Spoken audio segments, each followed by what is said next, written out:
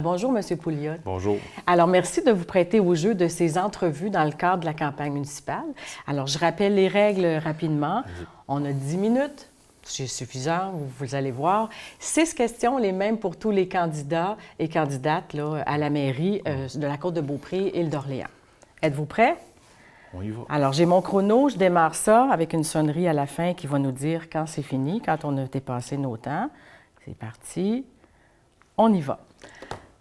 Alors, c'est parti, M. Pouliot. Dans un premier temps, on aimerait vous connaître.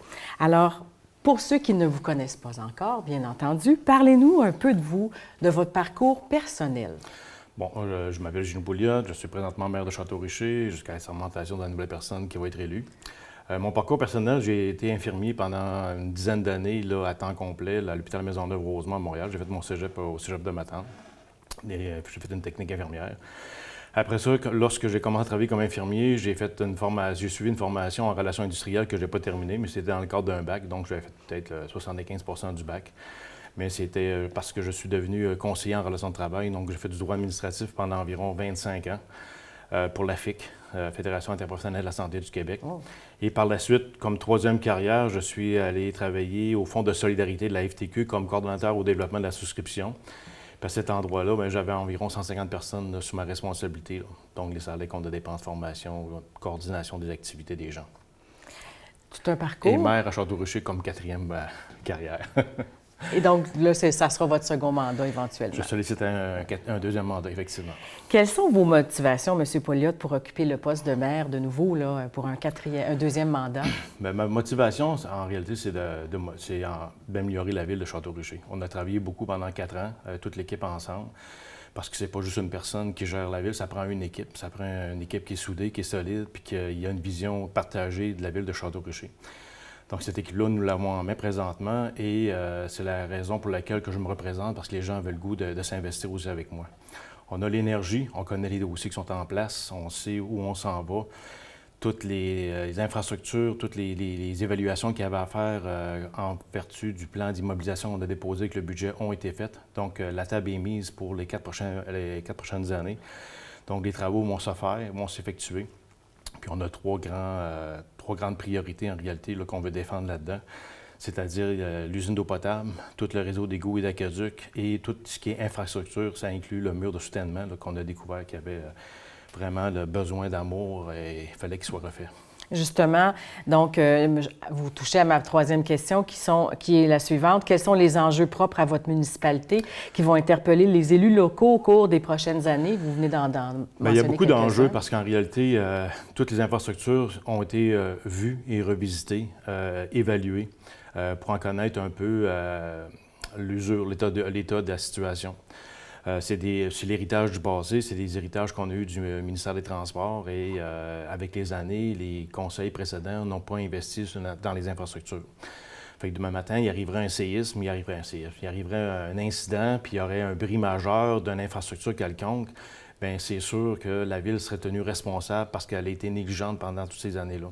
Donc, c'est sûr qu'on n'a pas le choix d'agir rapidement puis d'y aller progressivement aussi en fonction là, de la capacité de la Ville de payer et des citoyens, ça c'est sûr.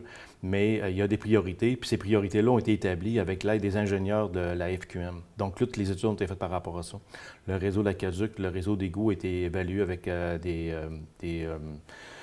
des caméras pour en connaître l'état réel de la situation. Nous allons avoir le rapport là, au mois de novembre, décembre, début décembre, donc on sait où on s'en va avec ça. On va savoir où on s'en va, puis on va savoir où sont les interventions prioritaires à faire en premier. Donc, on a pris le temps de bien évaluer la situation pour être capable d'agir, de pouvoir planifier les travaux également là, en fonction des subventions qui vont être disponibles aussi en même temps. Tout à fait. Et je vous demanderai également quelle est votre vision de l'avenir de la municipalité de la ville de Château-Richer? Bien, la vision de l'avenir n'est pas compliquée, c'est les 3 priorités qu'on a en place. Donc, ça prend de l'eau potable pour les gens, ça prend un réseau d'aqueducs et un réseau d'égouts qui va être opérationnel et fonctionnel. D'ailleurs, on a déposé un programme, une demande de subvention en septembre. C'est un nouveau programme qui est sorti au printemps passé pour installer tout un réseau d'égouts, d'aqueducs, pas d'aqueducs, mais d'égouts là, et pour les eaux usées, pour le secteur 4 et 5 qu'on appelle, donc à partir de l'auberge Baker jusqu'à la rue Paris. Donc, les gens ils vont avoir un système là, sur lequel ils vont être connectés. Donc, on est en train de travailler sur ça avec justement les ingénieurs de la FQM. Et nous sommes très avancés. Puis c'était, je dirais, c'est un mandat incontournable qu'on a du ministère de l'Environnement. C'est depuis 15 ans, le ministère de l'Environnement on sur la loupe, si on veut, Château-Richer. Donc, c'est sûr que ça, c'est un incontournable. On n'a pas le choix. Puis on s'est engagé à régler cette situation-là. Puis on a pris les moyens pour le faire également. Donc, c'est ça qui va... Ça va être le réseau, l'usine d'eau potable, les infrastructures, comme je le disais tout à l'heure, c'est nos 3 grandes priorités. Puis on l'a déposé d'ailleurs, puis le plan d'immobilisation qu'on a déposé avec le budget en décembre fait état de toute la situation, tout est détaillé. Donc, il n'y a pas de surprise pour personne, les gens, ils ont tout ça en main. D'accord. J'aurais tant de questions, mais je m'en tiens à mon cadre. 10 minutes. Et puis, on a de la marge encore. Et donc, en dehors, en fait, je me rends compte qu'on aurait pu poser plus de questions, mais il faut quand même... Il s'en est passé des choses. Exactement. Ma dernière question pour vous, M. Pouliot, c'est en dehors de l'action municipale, qu'est-ce qui vous passionne dans la vie? Là, vous avez du temps, vous pouvez... Qu'est-ce qui me passionne dans la vie?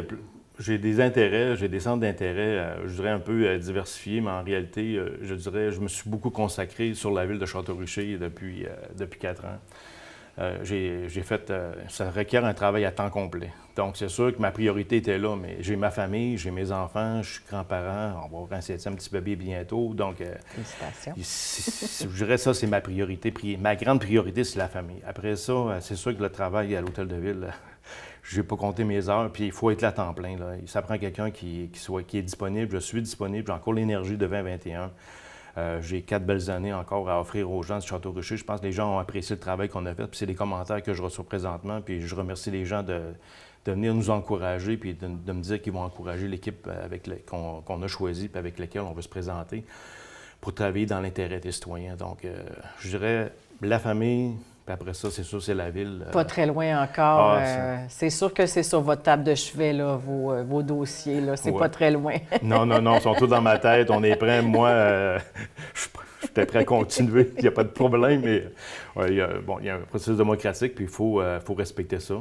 Il faut respecter le fait qu'il y a d'autres personnes qui veulent aussi s'impliquer, mais en même temps, nous, on a les connaissances. Donc, vous savez, quand on arrive en fonction là-dedans, ça nous prend peut-être un an à faire le tour, malgré tout le bagage administratif que j'avais au niveau du droit, au niveau des relations de travail.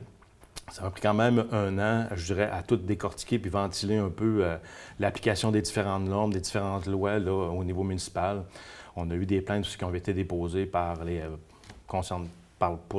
qui concernaient les anciennes administrations. Là, au niveau, on était audité là, par le ministère parce que les règlements d'emprunt et les règlements, les règlements de taxation n'étaient pas conformes, ne se parlaient pas. Donc, il y avait eu des irrégularités, je dirais, d'une certaine façon. Là, c'était pas de la fraude, c'est pas des choses comme ça, mais c'était pas appliqué correctement selon les règles de l'art. Donc, on a eu à travailler là-dessus. On a eu à s'adapter beaucoup. On a eu des difficultés à recruter une administration qui était stable. Donc, une chance, j'avais ce bagage-là, puis on était capable de faire face à la situation. J'ai beaucoup eu de support aussi au niveau du ministère des Affaires municipales et de l'Habitation parce que s'il y avait des enjeux importants, puis je voulais m'assurer que les moves qu'on faisait étaient faits dans le bon sens et avec tout le respect des personnes autour, puis faire les choses correctement. Donc, j'ai toujours été chercher des conseils, puis chercher de l'information pour m'assurer que je ne mettais pas le doigt dans l'engrenage à la mauvaise place, si on veut. Donc, j'ai un grand intérêt pour le bon fonctionnement de la ville. J'ai l'énergie, donc le reste, c'est pas entre mes mains, c'est les citoyens qui vont décider le 2 novembre prochain. Monsieur Pouliot, on a encore du temps, mais ce sont toutes les questions que j'avais. Alors, vous n'entendrez pas ma sonnerie spéciale, je vous la ferai jouer hors d'onde. Donc, comme j'ai du temps, est-ce que je peux terminer avec un petit mot? Bien sûr, je vous laisse aller encore. Je demande aux gens d'appuyer l'équipe Gino Pouliot à Agir ensemble. Donc, on a recruté des candidats de qualité, des gens qui ont un bagage intéressant, important, puis ont beaucoup à apporter à la ville de Château-Richer. Ces gens-là ont été choisis par l'équipe au complet qui est en place. Donc, il y a des gens qui quittent, c'est sûr, puis je les remercie. Mais il y a 2 personnes que vous avez élues par acclamation. Donc, ça aussi, je vous remercie de les avoir élus parce que, effectivement, le travail qui a été fait là, a été fait dans l'intérêt des citoyens. Donc, pour le 26 octobre, vote par anticipation et le 2 novembre, j'invite les gens à se déplacer pour venir voter. C'est très important. Pourquoi? Parce qu'il ne faut pas prendre rien pour acquis. Et d'une autre façon, il ne faut pas penser que il y a peut-être des gens qui ne passeront pas. Là. Donc, c'est important que tout le monde se prononce. On a eu 36 de participation aux élections de 2021. Bien, là, il faudrait viser le 40-45 de participation. Donc, merci à tout le monde de m'avoir écouté et c'est un rendez-vous pour le 2 novembre. Merci. Monsieur Pouliot, merci beaucoup. Bonne campagne. Merci, c'est parti. C'est parti.